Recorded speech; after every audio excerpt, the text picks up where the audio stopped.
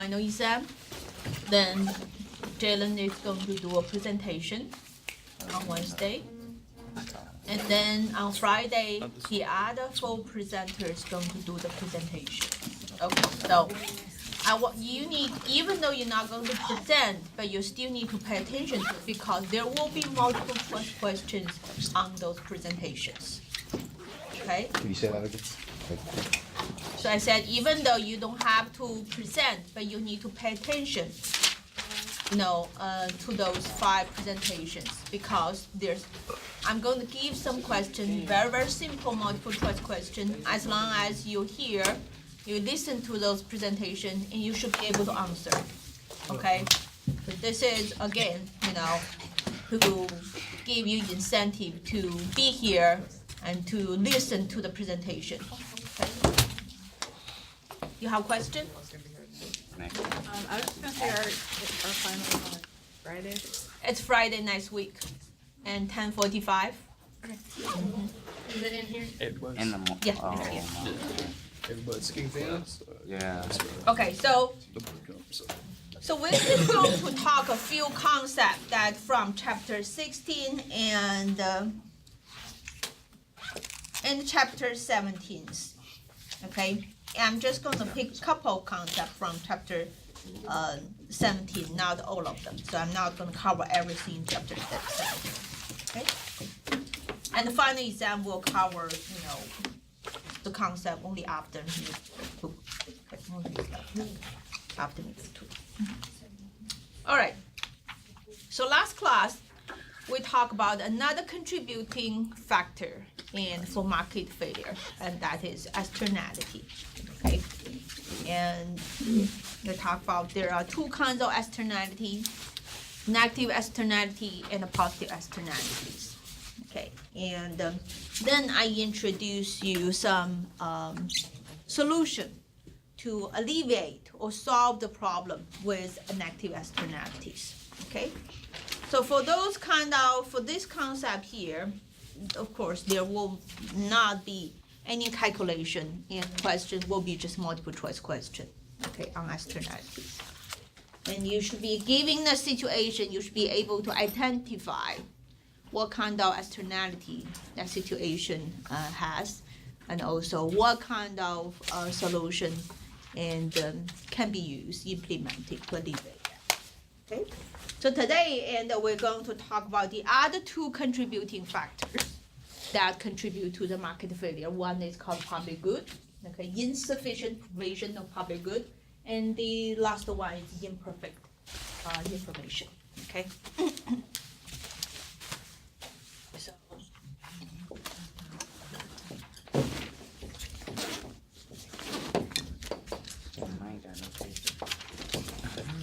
So we have talked about the first one and the second one, and today we're going to talk about public good and also imperfect information.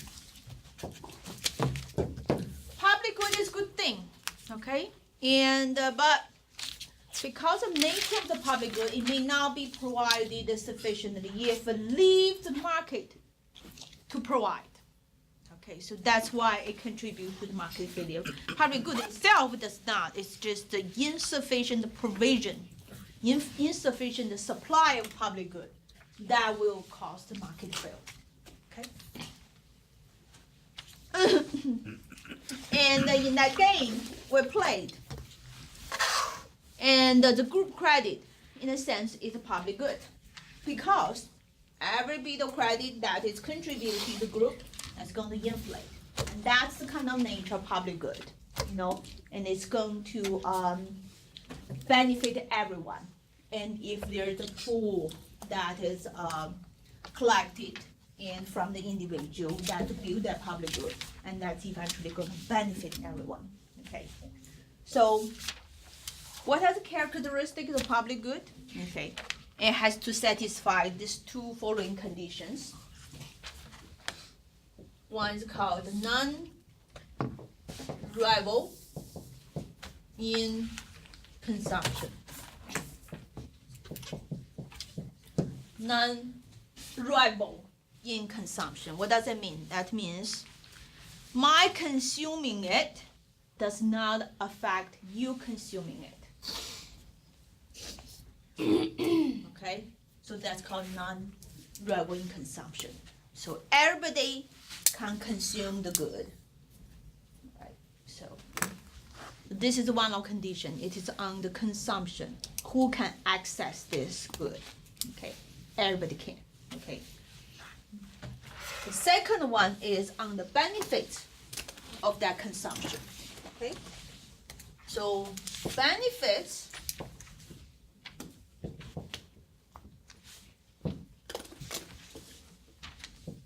are non-excludable. Benefits are non-excludable. So which means everybody can enjoy the benefit of it. You know, I get benefit from this good does not affect you gaining benefit from consuming this good. So both conditions have to satisfy in order to be a public good. Okay, and so some goods only satisfy one condition, while the other good, satisfy the other. So, but if both goods, if both conditions satisfy, then we call this as public good. Okay. Give an example. Yes, I'm going to give an example here. Okay. Let's say the security in Pembroke. Like the police department. What policeman offers, in this town, and the level of the crime that is, and due to the security provided by the police force in this town. Okay, security. If we consider security here is now no longer good, it's service, right? Let's see whether that is non-rival consumption. Everybody can call 911, right? Okay, it's a matter, and which street you live on, you can enjoy, you can consume that kind of service if you need it. Non-rival in consumption. Benefit are non-excludable. If the police force do a lot of work for this town and make the town is really, really safe, have very low crime rate, then everybody is going to benefit from it. My benefiting from is not going to affect you benefiting from it. So the security that created by the police force in this town is a public good.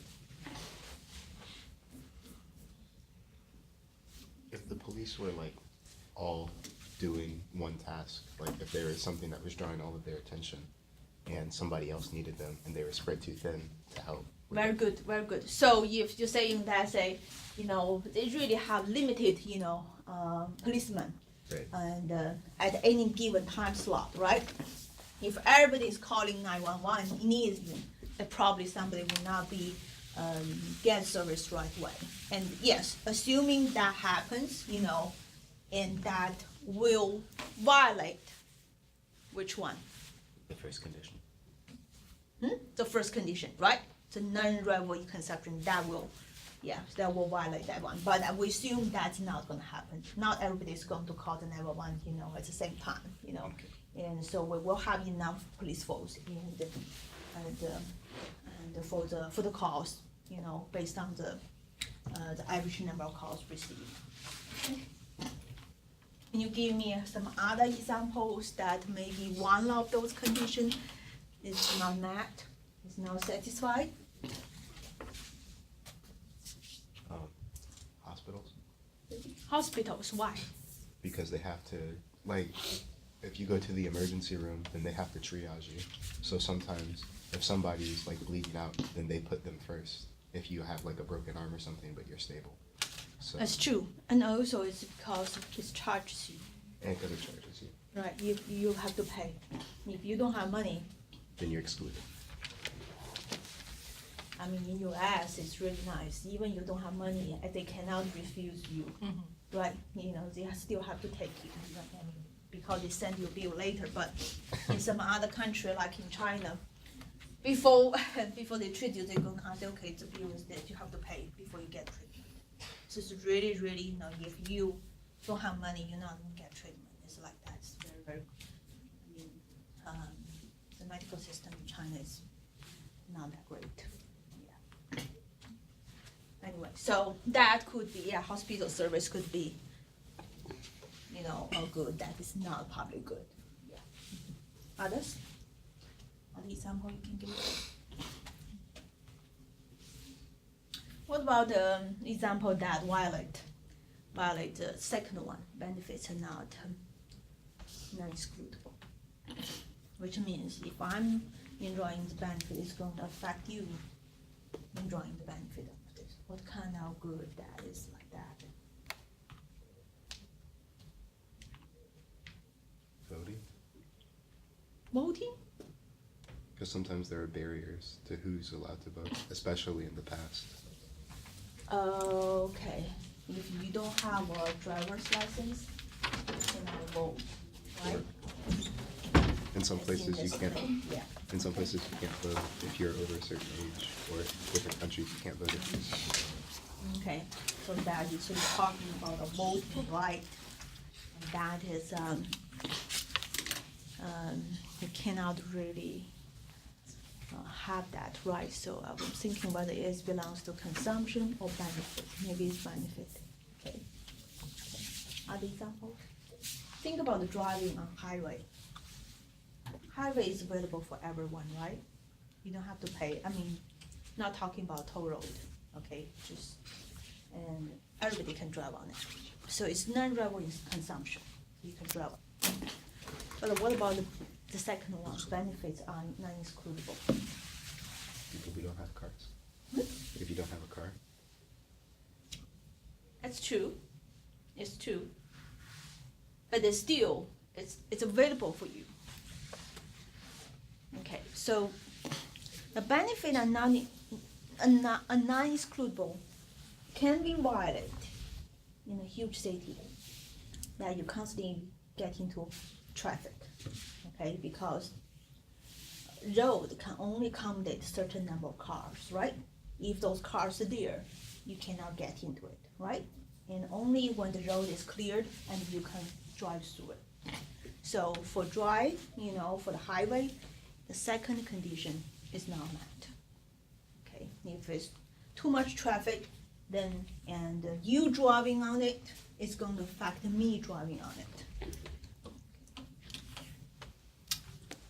So this is nature of the public good. I'm going to so in the multiple choice question, I'll give you. It's probably I'm going to give you some examples, and I will ask you to identify whether those are public good. Would airline tickets also violate the second one? Because if I buy a ticket and the plane gets full, that means you can't buy a ticket. That's true, and also violate the first one because you have to pay for it. You do not have money. And public library, you know, usually it's free, but in some instances you do have to get a pass. You know, pay maybe $20 for $30, you know, per year, and those again violate this first one because every time you have to pay, that means it's not non-revenue consumption. Okay. All right. So why public good cause market failure? Because it can be provided, but the amount that is needed by the society may not be enough if we only leave the market and to deliver the public good. Okay. So public goods, things like public library or free transportation, you know, those kind of things, security, you know, provided by the police force. You think about those kind of goods. It's, it requires the donation requires third party to put money into it, right? And so government, you know, and usually use the tax money to build those kind of goods. But why the government use the tax money to build those kind of goods? Why we do not just let the market to collect those money and build that kind of goods? Because we don't want the market to exclude people who can't afford it. That's right. If we leave the market to do it, It's never going to be sufficient. We're not going to have many beautiful parks. We're not going to have enough library, and we're not going to have enough free public transportation. Because, even though each individual can contribute, but you may think, okay, I can only contribute $10. This $10 is not going to do nothing, and to build a library. Since it's not going to be significant, why should I waste my $10? Okay, so people have this kind of mentality in terms of contributing to a public good. And what we call it a drop the bucket problem. Because of drop the bucket problem, people tend not to donate to a public good that requires a lot of expense. Okay, so problem here is insufficient provision of public good. Okay. And why it's insufficient? Because we have a couple problems here. One is drop of the pocket.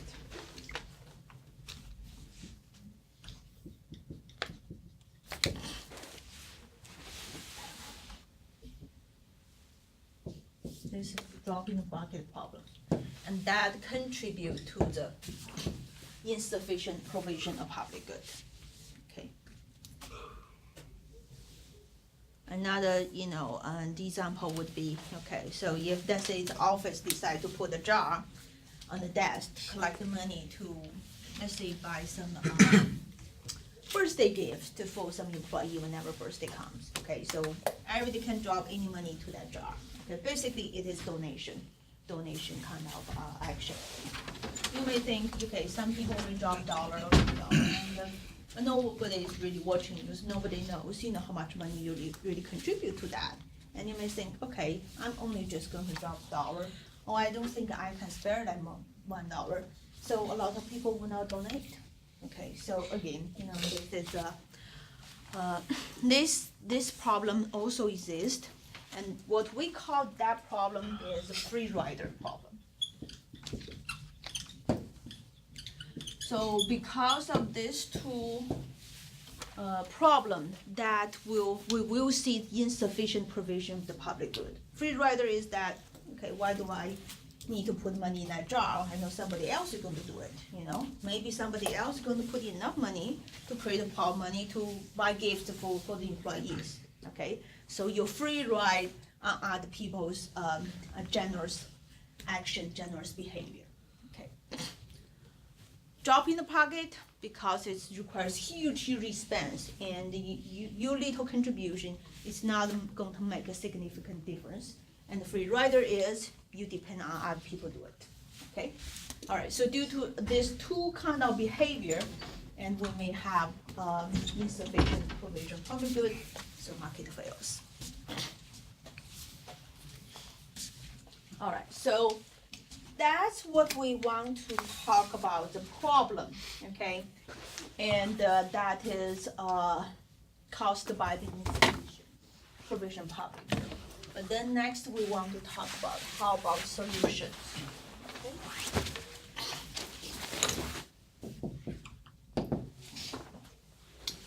So here, when we mention about this, we see the market is not really great in order to, produce or generate in a public good.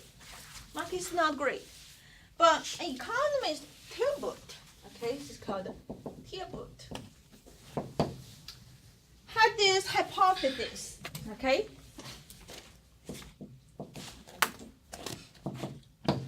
What does that first word say? Tilbert. It's somebody's name. Tilbert. Tilbert. Can you spell it? Tibet. T-I-E-B-O-U-T. Tibet. Tilbert. Hypothesis. Okay. Tilbert, the economy, he mentioned that. All right. Okay. Yes, it is true that market fails. Market sometimes cannot provide insufficient, provision of public good. But sometimes market can work. Sometimes market can provide public good indirectly. Okay, so he give an example like this. Let's suppose you have two towns next to each other.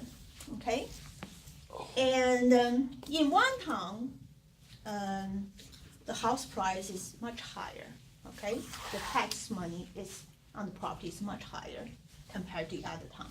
However, and the town which has a higher house price, has a higher tax rate, and has a better crime rate. Okay, so it's safer, okay? And let's say you decide, individual come into this area, decide to which town to live. You can pick and choose. You can choose live in a town that you have to pay a high tax rate, or you can live in a town pay a lower tax rate. Okay. People self-select themselves into one of those two. Why do we call it self-select? Okay? They made their choice by themselves, right? No, there's no third-party intervention. Okay? By choosing to live in a town which has a higher tax rate, has a higher house price, they pay more money. But those more money, part of it goes into the security system, goes into the police force in that little town, so that they can provide a better, a higher security in that little town. And if you choose another town to live, you pay lower tax rate, and you pay less on the house, and less money goes into the police force, so they provide less security. Okay? So actually, this happens a lot nowadays. Okay. People said this. If we consider security as a public good,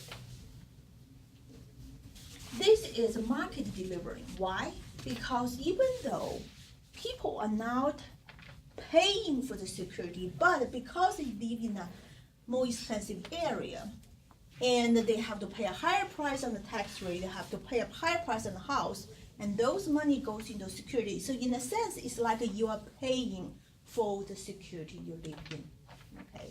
So if there's a price tag on a public good, then that's a signal is that signalize the market works.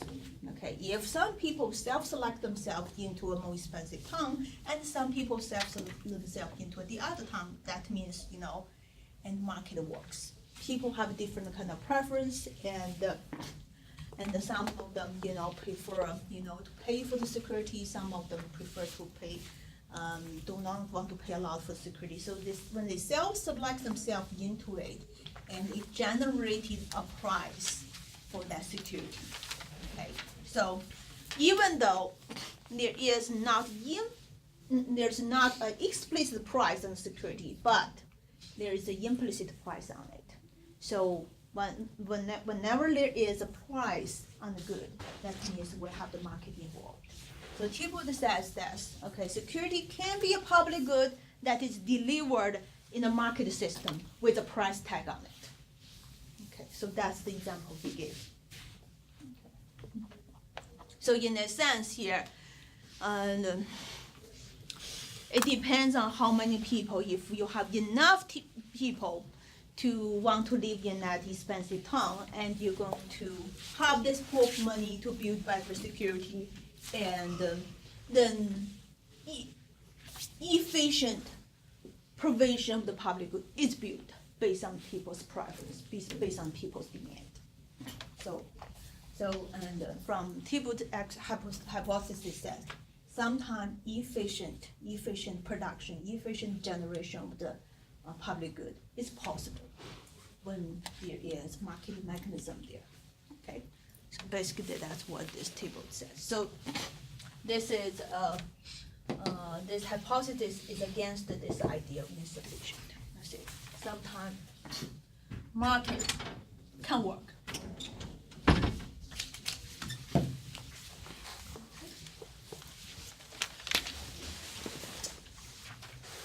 All right, so that's what I want to talk about public good. So the number of things you need to know for this is what is public good, what has the characteristic of public good, and what causes insufficient provision of the public good, and what is the Thibault hypothesis. Okay, so those will be multiple choice questions. Okay, so that's what you need to know on the public good. All right, so now we're going to move along, and we're going to talk about imperfect information here. Okay. So again, when we talk about efficient allocation of the resources, one of the requirements is information has to be perfect, okay? And information has to be complete. So which means, if there's a seller and buyer involved, the information buyer has to be the same as the information and seller has, okay? To give you an example here, I think I did mention it in past. If you want to get a used car, you go to the dealer, okay? You look at this, you find a used car you like, the model you like, and the number of year and the mileage, etc. And you're thinking to buy this one, okay? Of course, dealer is going to tell you this is good used car, okay? They're not going to tell you this is bad used car, right? Okay. So, your buyer, your potential buyer, and their seller. The seller has more information on this used car than you do. This is what we call asymmetric information.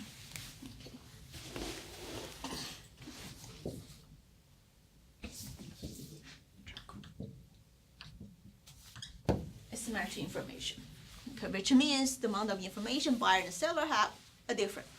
Okay, so let's make this example simple. All right. Suppose there's only two possibilities. This used car could be a good one, or could be a bad one. If it's good one, it's worth $10,000.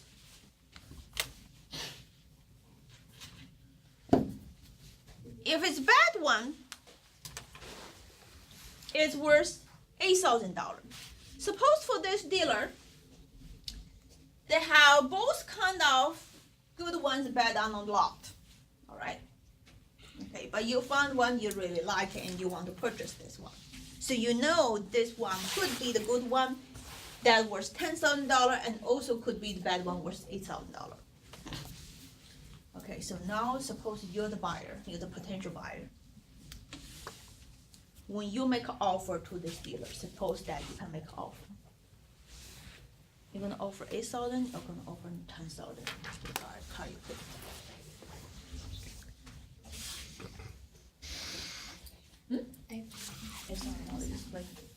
It's the cheapest one. It's the cheapest one. But you want to get good one. Okay, you want to get, Do we know if it's the good or bad? you don't know. You don't know, that's the thing. It's 50% of chance. You don't know. Okay. So because you do not know this used car you look at is good or not, you hesitate to offer a high price. Okay? And dealer is not dumb either. They know. Because you do not have that information, you're never going to offer at $10,000. You're only going to offer $8,000. Knowing that's the kind of offer you're going to make, and knowing that's kind of offer you're going to accept, what kind of car the dealer has incentive to give to you or sell to you? The bad one, exactly, the lemon. Okay, so we call this called adverse selection problem.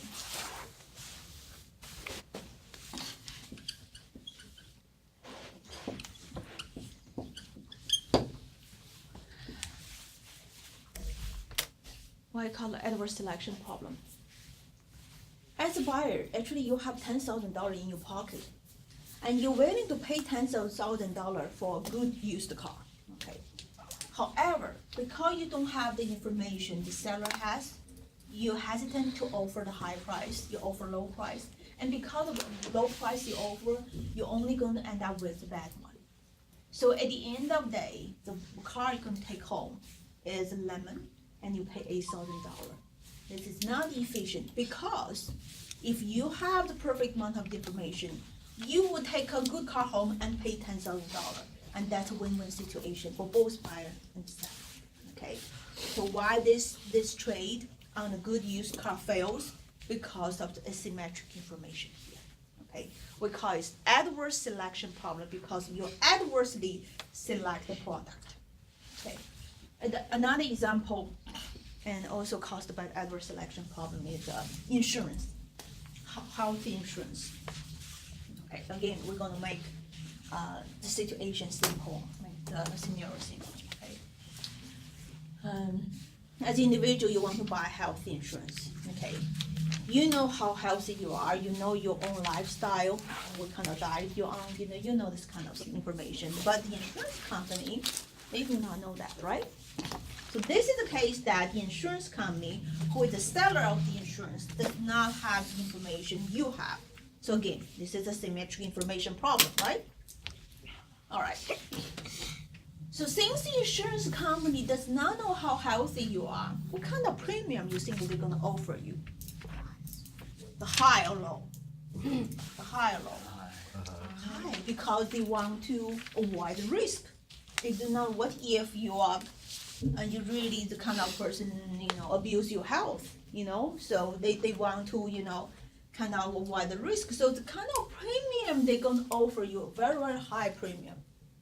If your insurance company only gonna offer you the high premium, what kind of individual they're gonna attract with this kind of high premium? Healthy ones or unhealthy ones? Healthy ones.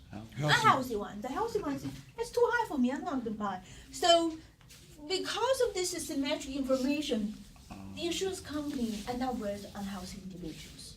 Again, this is an adverse selection problem, because if they have the information, about how healthy you are, they can charge different premium to different individuals. Because they don't have this, they have to charge one single premium, they will never charge a competitive premium, so they will end up with unhealthy ones. So they adversely selected undesirable individual to them. So again, market fails. Less people are insured. Even healthy one, they would like to be insured, but they will never get the insurance because it's too high for them. Okay? And the insurance company, they really want to make money, and but they end up with unhealthy ones. Okay? So that's what we call the adverse selection. And final example, what I might give to you is essay kind of question. You explain to me what is adverse selection problem in your own words, and you give me a couple of examples, adverse selection problem. Any question on that? Make sense? Adversely select the service or product or individual. So the adverse selection problem only occurs when there's asymmetric information. Yes, that's right. All right. Another problem, and also it's very known and very famous, we call it moral hazard.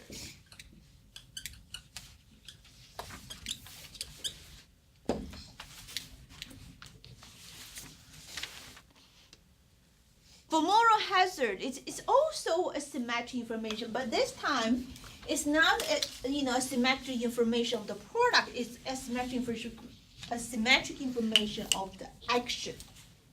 Okay, of the action. Okay, I'm going to give you example. You'll understand what I mean of moral hazard. You probably have seen this word a lot, and from the news or books or on TV. Okay. I think with the insurance company, car insurance company, insures car if it's stolen, right? Does it? If the car is stolen, Some do, some don't. some do, some do. Let's assume If it's they recovered, Let's assume they do, okay? it's found. So, knowing the insurance company is going to insure the car is stolen, and you might just leave the car open, have the key, leave the car, and be very careless, because what if it's stolen? I'm going to get in your car. I don't have to pay for the cost. I'm making this example a little bit exaggerated, you know. Right. So because you don't have to pay for it, so that's why you become careless. This is called moral hazard problem. Okay, you actually impose the cost on the insurance company, but since you don't have to pay for it and you don't care about it, moral hazard. Okay, is it efficient allocation of the resource? Of course not. And if you are more careful and your car is less likely to be stolen, and there's less likely that insurance company gonna pay to replace your car, right? And the resources are used more efficient. Okay. To give you another example, it's also moral hazard.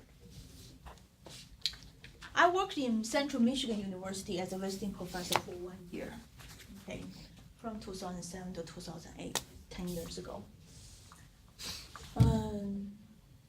You know, that's things I miss that place a lot is because that state is union state. There's union, so that means the health insurance was excellent. And there were, I remember the deductible was almost zero. And every time I go visit the doctor, my copay is $3.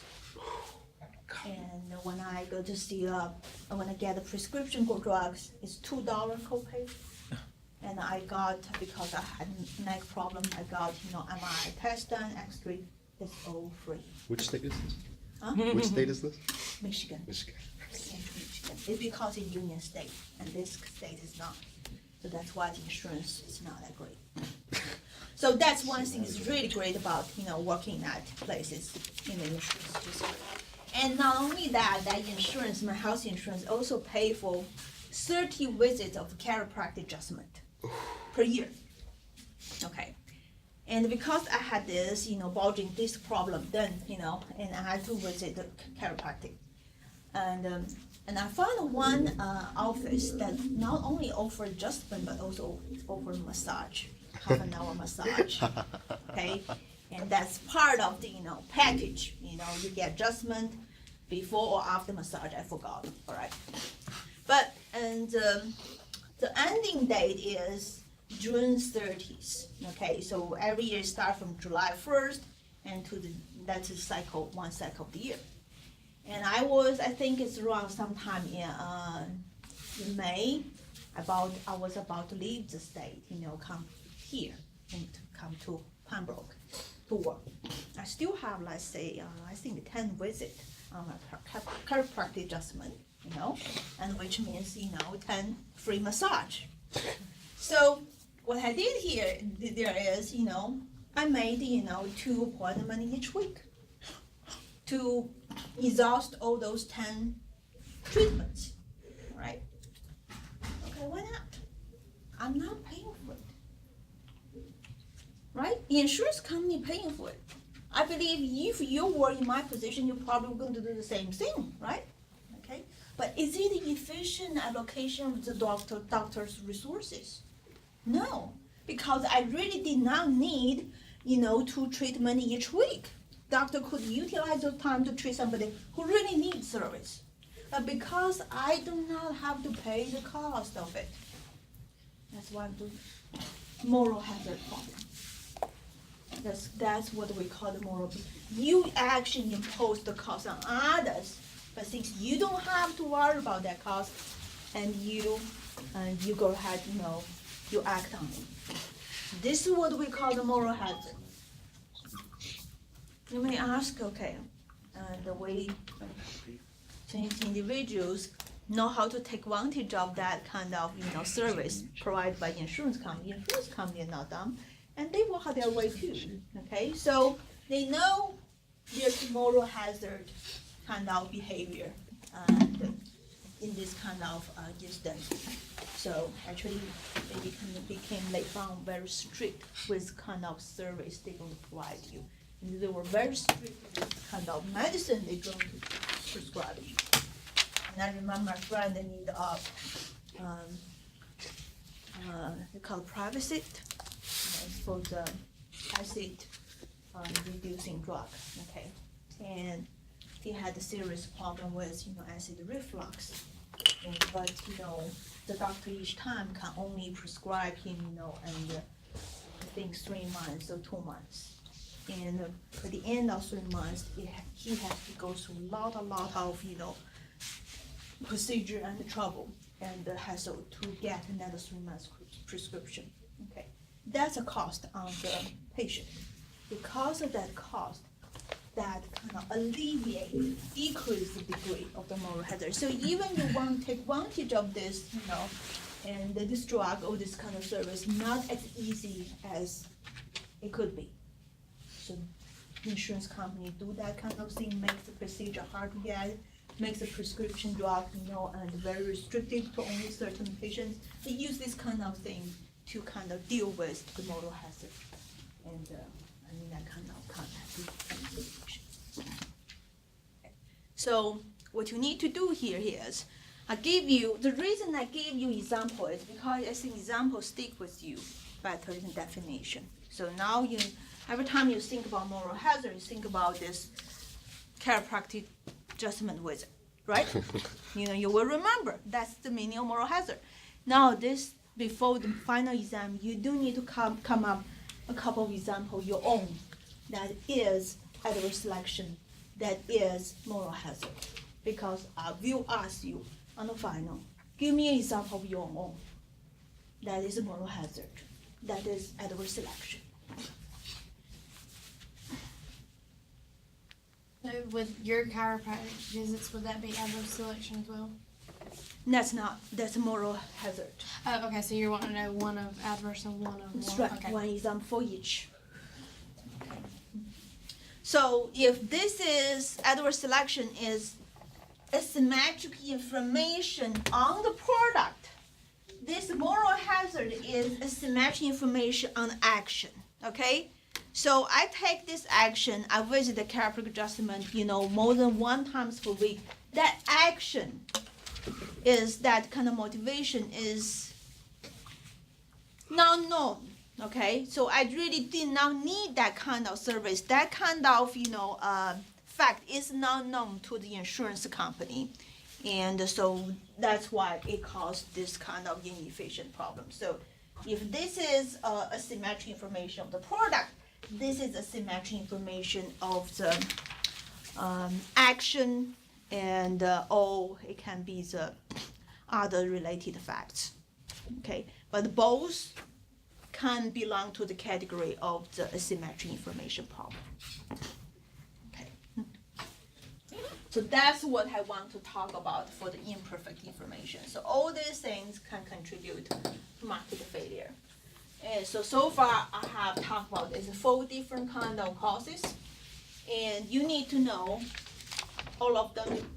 If I give you multiple choice questions, you need all of them, and you need to know the definition of the characteristic for each different cause.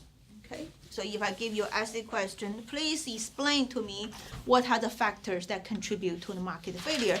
You should be able to do that. Okay, the first one is imperfect competitive market structure. You tell me what are the market structure that's imperfect. The second one is externality. Okay, what externality and we have here. Okay, positive, negative. Why negative externality caused the market failure? So you should be able to give me a description of all the contributing factors. Okay. So either I'm going to give you essay question on that, or will be all multiple choice. Okay. I think I'm going to stop here. Right, I'm going to give you this attendance sheet. Please sign it. Again, please be here on Wednesday, and I'm going to talk about final exam, and then one of our presenters will present. Then your name before you leave. No, so you gotta say.